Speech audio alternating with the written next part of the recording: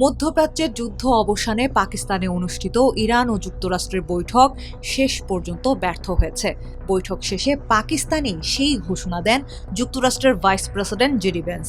এবার white house জানালো যুক্তরাষ্ট্রের কোন কোন শর্তে ইরান সম্মত হতে পারেনি।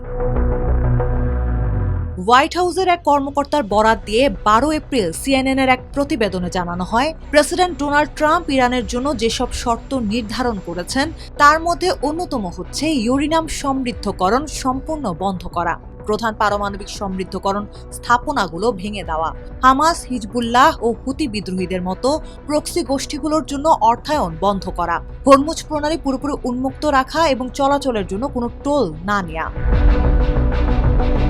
সিএনএন-এর এক প্রতিবেদন বলছে, যুক্তরাষ্ট্র এসব শর্তকে রেড লাইন বা অচলাবস্থার মূল বিষয় হিসেবে চিহ্নিত করেছে।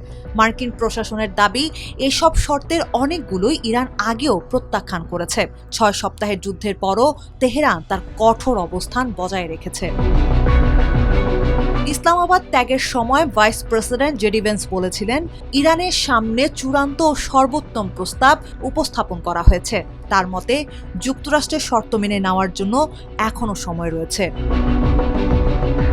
সিএনএন-এর প্রতিবেদন অনুযায়ী আলোচনার কিছু সময় উত্তেজনাপূর্ণ পরিস্থিতি তৈরি হয়েছিল, তবুও বৈঠক পুরোপুরি বিরূপ পরিবেশে হয়নি। ট্রাম্প এবং আলোচনার সঙ্গে সংশ্লিষ্ট অন্যান্য সূত্র জানায়, দীর্ঘ সময় বন্ধ দরজার আড়ালে আলোচনার ফলে দুই পক্ষের মধ্যে কিছুটা পারস্পরিক শ্রদ্ধাবোধ তৈরি হয়েছে। তবে যুক্তরাষ্ট্রের বেশ কিছু দাবির প্রতি ইরানের আগের আপত্তির কারণে তেহরান শীঘ্রই ট্রাম্পের শর্ত মেনে নেবে কিনা তা এখনও অনিশ্চিত। হরমুজ প্রণালী কার্যত বন্ধ থাকায় ইরান বৈঠকে বেশ প্রভাব নিয়ে আলোচনা করেছে।